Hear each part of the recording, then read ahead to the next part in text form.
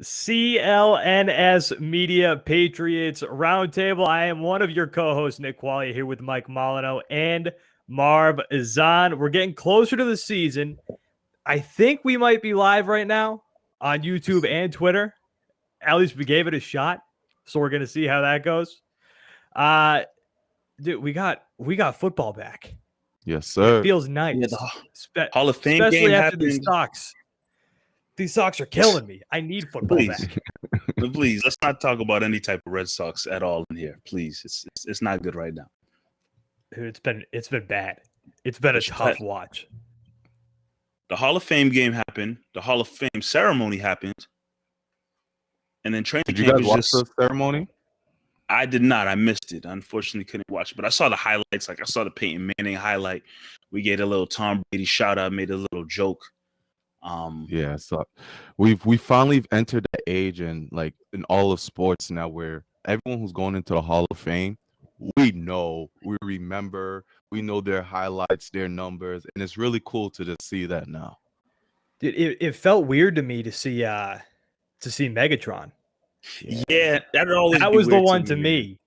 That was the one to me where I was like, this is weird. That guy, he left a lot of meat on the bones in terms of his career. But he walked away under his own terms, and you know, it definitely seemed like he had some years to give. But he walked away on his own terms.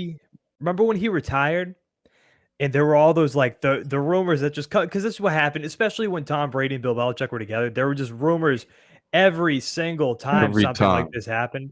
And Calvin Johnson, there were rumors that he was going to come to the Patriots. He was going to come out of retirement like after a year and come to the Patriots. Like, there's no chance that's happening.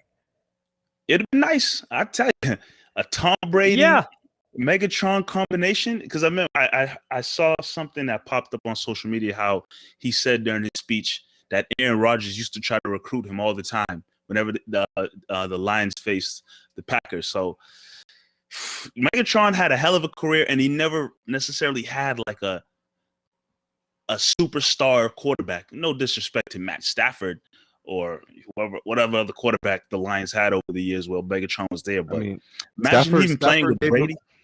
Stafford gave him stats, though. Yeah, that's true. Gave him a lot of stats. Yeah, I feel like this is more of a Lions problem. Yeah.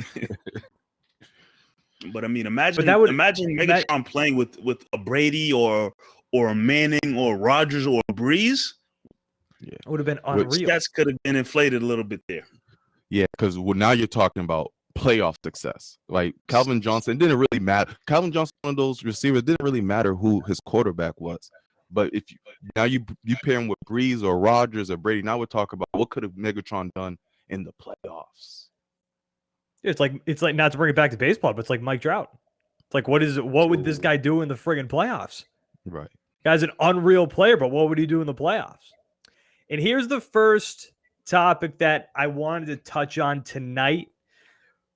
And we've talked about it a good amount over the offseason, but it's just, I mean, it's the prevailing topic every week. Everybody's keeping an eye on the quarterback position, what's happening at the quarterback position. And, you know, it feels like there's actually some steam gaining with Mac Jones potentially even having a shot at week 1 at the quarterback position.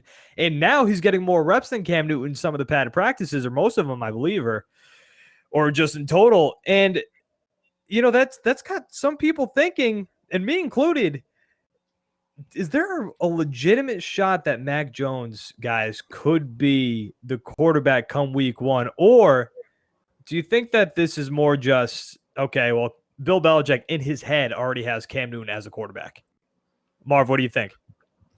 Belichick does not have Cam Newton as his quarterback in his head at the moment. He would like it to be Cam. He would love for it to be Cam. I think we all agree that Belichick really loves Cam and really thinks that he can bring a unique offense into the season. However, you spent a first-round pick. I know everyone's going to go crazy that Mac Jones is out-repping Cam Newton, but as he should. You need to know what you have in your first-round pick. You need to give him as much reps, even, unfortunately, more reps than Cam to really see throw everything at Mac Jones. And so far, from everything that we're reading, he's handled it perfectly. If he has a bad day in training camp, the next day he delivers. And it's been great to see that Mac Jones has been able to handle everything. We know about his quick reads, and it's been showing through training camp. Cam should be worried. I still think that if training camp was to be done today and next week was week 1, Cam Newton is the starter. However, as the days go by, Mac Jones is continuing to creep up there. See, now I have a tough time thinking that Mac is going to overtake Cam, because Mac's looked pretty good from all accounts in camp. Hasn't looked great, but he's looked pretty good. But if he's going to take over that QB1 role by week 1, I think he's got to show out for the rest all the way up until week 1. I think he's got to show up and really blow Cam Newton out of the water. Mike, what do you think? Yeah, I mean, it shouldn't come to surprise to anybody that training camp and then these preseason games that are approaching are going to be very, very important for Mac Jones. Like, I know Cam will be out there for – I'm assuming Cam will be out there for, first couple of series or whatnot. But in my opinion, Mac Jones needs to play the majority of these preseason games. Obviously, you don't want him to get hurt or injured or anything like that, because at the end of the day, he's your number 2 quarterback on the depth chart. And if anything does happen to Cam, you're assuming they're going to go to Mac Jones. They're not looking at Stidham, wherever the heck he is. And Hoyer, I don't even believe he's an option. I don't even believe he'll make it onto this team once the regular season starts. But for the most part, training camp and these preseason games that are approaching are going to be very vital and important for Mac Jones. I firmly believe week 1, without a doubt, Cam Newton is going to be the starting quarterback.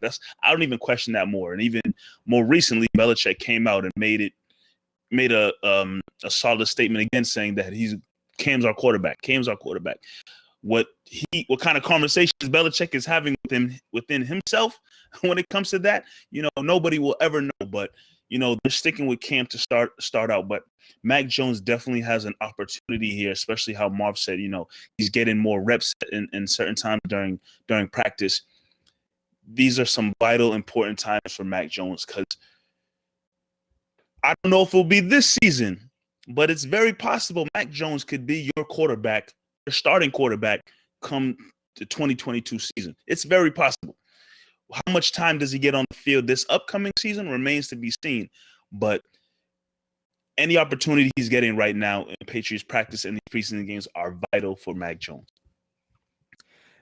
Speaking of Cam, did you guys see his video he posted on his YouTube channel? No, I have not. I've stopped doing that since last year. I don't even know how anymore.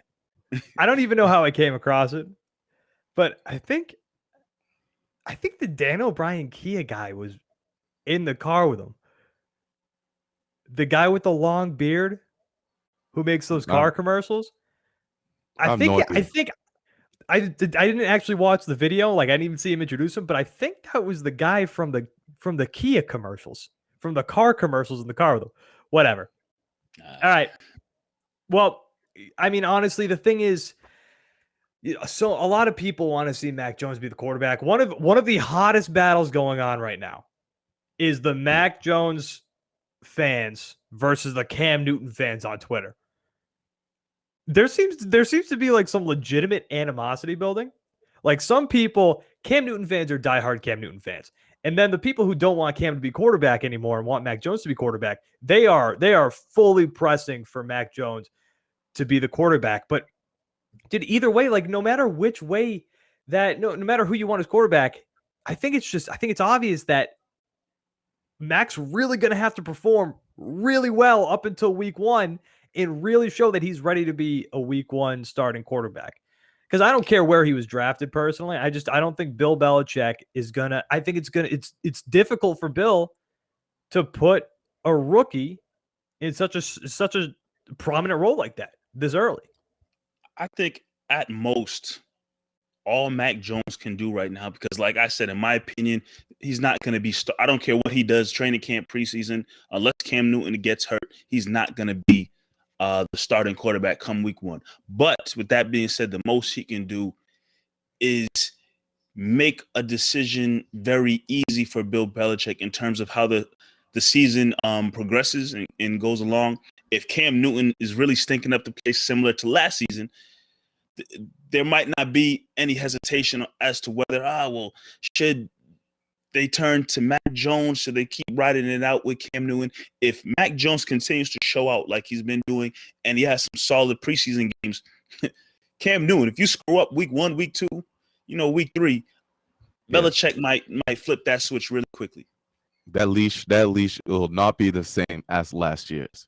It just can't be, and being picked in the first round actually means something. You have to, you invested in this quarterback. You invested in him in the long term. Cam knows that. Cam knows in his head that, hey man, this is probably a 1-year thing, and then I'm out of here. Mac Jones is most likely the future for this team. You don't spend a first round pick on a quarterback and you don't have future plans for him. So Cam has to bring it up. Even if we're saying Mac Jones needs to be exceptional to play week 1, Cam Newton also has to be exceptional throughout these training camps to prove that he can be your quarterback throughout the season. You don't want Coach Belichick having doubts already week 1, like, Cam Newton, if he messes up here, I'm gonna have to go to the rookie. I mean, hey, maybe they both feel Jarrett Stidham breathing down the back of their neck. Oh, maybe they see Jarrett Stidham coming for their jobs, and maybe that's going to be good motivation. Hey, speaking of somebody who's got good motivation, from what I'm seeing with reports, Jimmy G with Trey Lance being drafted 3rd, he's balling. Jimmy G is apparently turning it up. Jimmy G is balling right now, but the reports are saying Trey Lance is doing pretty damn good as well. So that's another QB battle to look out for. Oh man, you want to talk about hype? And you guys know my feeling on training camp hype. I hate it. I can't stand it. We fall for these storylines. Last year, Jarrett Stidham was the guy. Jarrett Stidham was looking good. Jarrett Stidham was going to be your starting quarterback until Cam Newton came to the picture, and then everybody's like, you know what? Forget about it. Get rid of Jarrett Stidham. Push him off to the side. Nikhil Harry, somebody else who had some pretty good hype last year. Nikhil Harry, according to reports, is looking damn good in training camp so far. Damn good. This is your first round receiver. You want to see some production out of this guy. So far, I think it's fair to call him a bust after the first 2 seasons. I think that's totally fair to say. Doesn't mean you can't rebound. But are you guys willing to buy into the training camp hype of former first-round pick Nikhil Harry, who, mind you, already requested a trade from this team? Mike, what do you think? This is going to be what, year 3 for Nikhil Harry? And sure, like you said, Nick, hype is there. He's probably balling out in training camp, but I don't care what kind of balling out Nikhil Harry does during training camp in these preseason games. At best, he can be the number 3 option on the depth chart at wide receiver. I don't see him over Bourne. I don't see him over Aguilar. He can battle it out with Jacoby. Jacoby might have the upper hand on him already. I think Jacoby. I think Jacoby's already above him on that chart. So well, now you're talking about him being the 4th option on the depth chart, and if you're talking about the number 4 guy, now it doesn't even matter what Nikhil Harry does, because in my when I envision this Patriots offense, I see, okay, Bourne's going to eat, Aguilar's going to eat, Jacoby will fit in there here and there, do his thing, but then you got to worry about the tight ends, who I saw early in the comments, someone mentioned how, the tight ends have been dealing with some injuries so far coming through the summer, leading into training camp. Smith and Henry have both dealt or are dealing with different injuries, so that's going to be something to keep our eyes on. But back to Nikhil Harry, as much as the balling out he can probably do, him jumping over some of these guys on the depth chart, it just seems very unlikely. Unless someone goes down with the injury or something along those lines, I think Nikhil Harry's place on this team is solidified, and it's his fault. He should have been coming into this 2021 season. Isn't solidified? Is his spot on the team solidified? Yeah. When I say spot on the team, I'm talking about either he's getting traded or he's not even going to see the field too much. That's where he is at this point in time. Like, I don't see him overtaking any of those other guys, and it is his fault because he should have been coming off a 2020 season where you already have Nikhil Harry locked in as the number 1 or 2 option on this team, but that's not the case. If he played the way he should have played last season, do they get Bourne? Do they get Aguilar? We don't know. But because he performed the way he did, Nikhil Harry is who he is, which is why I don't buy into any hype. He's stuck. He's either going to get traded. I don't care how many conversations him and Belichick have. He's either going to get traded or he's just barely going to ever see the field. Or you might see him in the jumpsuit on the sidelines. Who knows? Because I don't think Nikhil Harry has the same supporters that he probably once did in New England anymore. No, and I was one of them last year. We all were. We year, all had high hopes for the guy. We bought the hype. We ate up the hype last year. I drafted this guy in fantasy. Not a very high draft pick, but I was like, you know what? There weren't many receiving options on this team. I was like, if Nikhil Harry can step up, he might get some decent yardage. And he just didn't. It didn't work out. Especially when Sanu got traded. You're saying, oh, well, here it is. Nikhil Harry, number 2 wide receiver for the Patriots alongside with Edelman. And he had the chances. I mean, obviously, Cam Newton's not someone who's going to give him 8 to 10 targets a game. And maybe if he did get that regularly, like some of his peers that got drafted with him, maybe his numbers would have been better. However, the short opportunities that Nikhil has given us, especially I'll just use last season as the to really describe Nikhil Harry, because the season before, we know Brady didn't really trust him. He was injured and such like that. So last season, when he had his opportunities, he showed flashes. But as soon as he's shown a flash, he showed us he can't play all the time because it'll be a fumble or a drop, a miscatch, or it just never worked out perfectly. Or he couldn't run the route and knew in the game had to direct him on where to go. Now we're seeing training and he's balling out, right? It doesn't mean a damn thing to me. I don't give a damn. One, he needs to ball out in training camp if he really wants to get traded because he has no value right now. 2, show it to me in a game. Show it to me in a game consistently, and now we're talking. Right. Training camp doesn't mean a thing to me when it comes to Nikhil Harry. Right. It's all about game speed. It's all about game speed. Because training camp storylines kill me because we fall for this and I specifically fall for this all the time. I just get hyped up. I just get hyped up on the idea of football season coming back. I love the storylines, and then I fall into them. I need to see Nikhil Harry do this in a game in more than 1 week, not just a flash in the pan 1 week game. I need multiple weeks of production out of this guy. He was a first round pick. He's a first round pick. You want to see this guy produce. You want to see this guy put up numbers. And also, I mean, not to mention other targets. Sorry, guys, but not to mention other targets that he's going to be competing with. I mean, Jonnu Smith and Hunter Henry. Like he's going to be competing for catches with those 2 guys too. So he's got a lot. It's going to be tough for him, I think, to even make this team, make this roster. With all this talk coming out of him and Belichick have had meetings on the side and whatnot, are these supposed meetings and conversations they're having a sign that maybe they don't want to trade him and they still have belief? Like, what does Belichick need to talk to him for? If the trade's going to happen and they're going to get, well, maybe they can't trade him because his value's too low. I think we've had that conversation before, but what are all these reports? What are all these reports of Belichick and him having conversations? Is this a sign of him still having hope that Nikhil Harry can pan out and be a big part of this team this upcoming season? It's a conversation. Belichick telling, well, you better tell your agent to shut the hell up, otherwise you ain't gonna go nowhere. You're not gonna play or find a team. That's what he's telling him. And you know, Nikhil's come out recently and he's saying the right things and he's performing on training camp. Sure, let's see what he does in the preseason, because that's where teams are really gonna look at him and be like, okay, can Nikhil Harry actually play, or is it the Patriots system, or what's wrong with Nikhil Harry, or why has it not worked? He does. He needs his agent to stop talking. Yeah, I mean, last year that was wild. Last year, didn't he take a shot at Cam? For a guy who sucks, his agent did a lot of talking with that press release. So, yeah, dude, and he took a shot at Cam last year, if I remember right. Yeah, the agent. Yeah. He took a shot at the offense in general. Yeah, well, I thought last year during the season there was a shot that he took at Cam and like kind of blaming Cam for the reason. I might be wrong, I might be wrong on this, but if I remember right, there was a comment made by the agent that kind of put the blame on Cam for why Nikhil wasn't performing.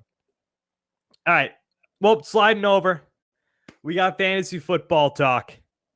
Because this is what we really want to talk about right now, guys. Fantasy football draft, it's coming. I just got my draft order. I'm picking 10 out of 10 in my league.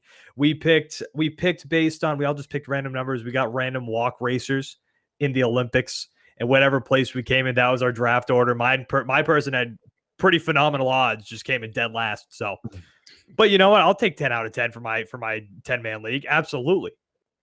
But guys, there are, going into this season, a good amount of rookie options that a lot of people are going to be looking at. A lot of people are going to be drafting, and some people might even use some early draft picks on them. So you want to look at all of these rookies entering your fantasy football draft this year.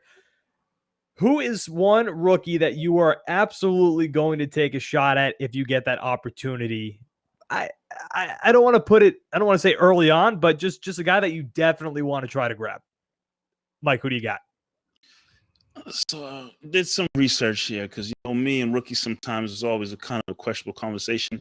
And then especially when it comes to fantasy, my goodness, you're taking a chance on rookies because you literally don't know what to expect. I mean, they may have a lot of hype coming into the league, but once you get to the week one and you just don't know what to expect. But if there is a guy that I would maybe take a look at with this upcoming season is tight end for the Falcons, Kyle Pitts. Damn it, dude. I got to start going first. I can't stop giving you guys the chance to just take my stuff. Yeah, but Kyle Pitts, man. I mean, look, Matt Ryan is, I wouldn't consider him an elite quarterback, but he's still a starting quarterback in this league, and he's going to be slinging the ball over there in Atlanta no matter what. Julio Jones is out the picture, so he's not going to be eating up a lot of targets like he was doing the last several seasons. That's key. That's key. And that's huge. Pitt. Yes. While they still have Ridley over there, and they still have Hayden Hurst, who's the other tight end.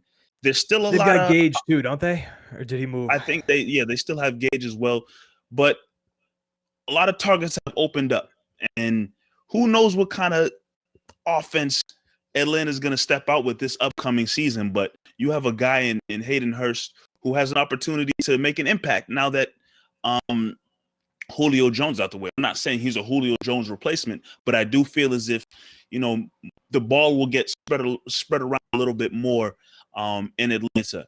Now, am I looking at him as a possible tight end one? I don't know if I'd aim that high, but as I'm going through my draft, if I'm not able to grab one of those top tier tight ends, I think we know, the Kelce's and who else am I listening? What's the guy from San Francisco? For tight ends? Kittle. Yeah. And the guy from Oakland, I'm forgetting names right now. Waller. Darren Waller. Waller, yeah. If it's not one of those top tier guys, I would definitely look at somebody like Pitts as an option as tight end for my team. Yeah, I mean, I'm going to try to take him. I hope nobody from my league watches this, but I'm going to try to take him not early, but like I'm going to let you guys take those other three names that you mentioned and try to. I think he's going to have some solid production at a decent value in this year's fantasy draft. Marv, who you got? Kyle Pitts is no joke. He's definitely a freak. He's going to be a force to be reckoned with in years to come. For me, I'm going to give you guys a play, and I hate doing this because I'm in a league with Mike, so I don't like. And we draft like before and after each other. I don't like giving out this free information like this, but I'm giving out a receiver that anyone could get for free, meaning your last pick, he's going to be there, and he's a potential wide receiver one for his team. Rashad Bateman from the wide receiver of the Baltimore Ravens. He has no competition to be the wide receiver one. You're talking about Marquise Brown, who hasn't been able to really hit it off with Lamar Jackson. They just got who? Sammy Watkins. Sammy Watkins is Sammy Watkins. Like a nice wide receiver 3.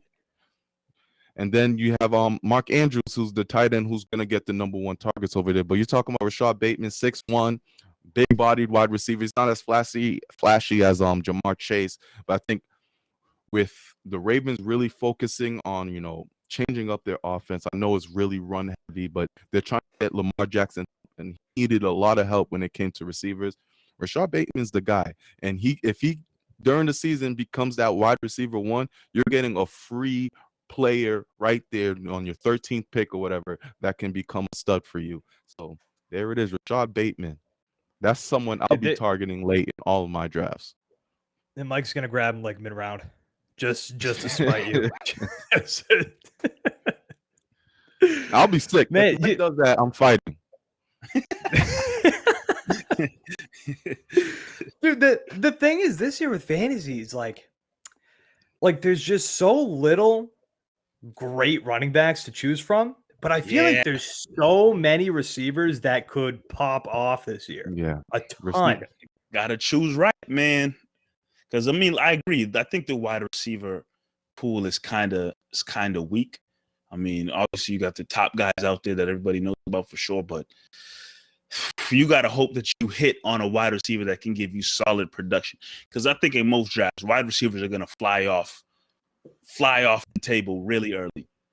You think? I think it's going to be the opposite. You mean running backs or wide receivers? I think running backs are going to fly off the table because they're just not. Yeah, you said you mixed them up. Yeah, you've been talking receivers for the past minute. Sorry, I'm just you brought up running backs real quick, but yeah, I think running backs they're gonna fly off the table really quickly because there's just not a lot to choose from that are great right now. You agreed with me, then just totally went off in the opposite direction. My mind was boggled. I had no idea where we were going. No, but seriously, like once you draft running backs, it's gonna be. I think there's a good amount of receivers that you could really play with this year, and there's in one team in particular, the Cowboys. I think there's multiple options that could really show up this year, and too. Not only that, I'm looking at Bengals receivers. I think Joe Burrow is going to have a year this year. They got a 3-headed monster over there, and I think all three of those receivers could get close to 1,000 yards. No, they said that in Dallas last year. I mean, the year before that. Dak got hurt. Yeah, true. Yeah, exactly. Last team, team hyped that up. We saw that. I hope Joe Burrow's fully good to go and whatnot. So, I mean, all right. So, running backs. Travis Etienne is somebody that I'm going to grab. I'm at least going to try to grab him. See, the thing is with Travis Etienne, he's a name, so I'm worried that he's going to get drafted like semi-early. But he's a guy that situation is so weird over there. It is, but they used a first-round pick on him. Yeah, but Robinson was balling. Yeah, I know, but I don't know. It's also Urban Meyer. I feel like you don't really know what's going to happen. They've got Tim Tebow at tight end right now. It's a guessing game going on down there. Speaking of a tight end, I might draft. Pick 16 if Tim Tebow's on the table. If Tim Tebow ends up on my fantasy team, someone slipped me too many drinks or something. Promise you, I will not be. I don't care where Tim Tebow is. I'm not putting him on my team. I don't even want that headache. Dude, by round 16, I'm usually drunk anyway, so I almost guarantee you I'm taking Tim Tebow in round 16. Almost guarantee you. The key is to stay sober for the first 10 rounds. Yes, very important. Once my quarterback and tight end are picked, it's free game. It's free game. See, drinking too fast and some past fantasy drafts have gotten me Steven Gostkowski in like the 5th round. I used to take him so early, but he used to put up points. If you go draft like at a bar where there's distractions and noises, you want to eat, you want to drink. You can tell the people who are not focusing when you're drafting outside of a crib or something. You're at a live draft at a bar. You're like, all right. You start saying names. They draft somebody who's ever been drafted. Yeah. You start throwing names out there. I remember remember one time Mike and I had a live draft and someone picked like 2 defenses back to back. I never cried so much in my life. I do remember that. Wow. You remember that? Back to back defenses.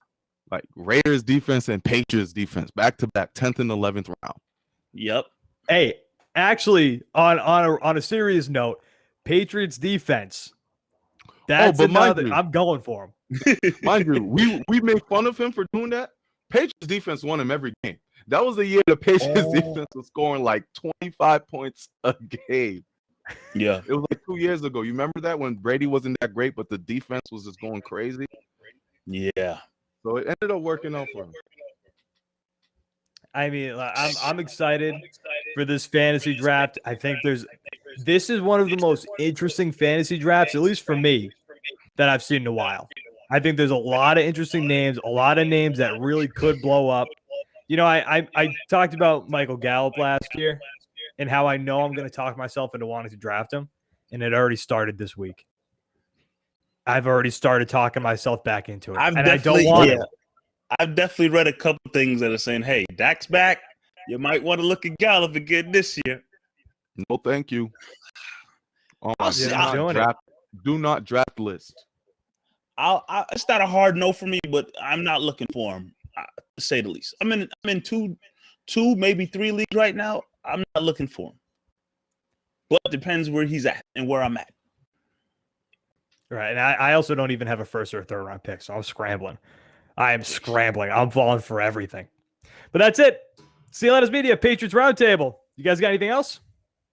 Oh, man. Football around the corner, baby. Shout out to everyone in the chat. Appreciate y'all. Yeah, I know. You guys are awesome. Thanks for coming by the live edition of the show. I don't even know if we're live until I see comments, so that's a great indicator. CLNS Media Patriots Roundtable. Nick Quaglia, Marv, Ezhan, Mike Molyneaux. Guys, we're going to be back next week with another set of episodes, and that's going to be post preseason game 1. So once again, Nick Quaglia, Marv, Ezhan, and Mike Molyneaux. Guys, we'll talk to you next week. Thank you for watching, and thank you for listening.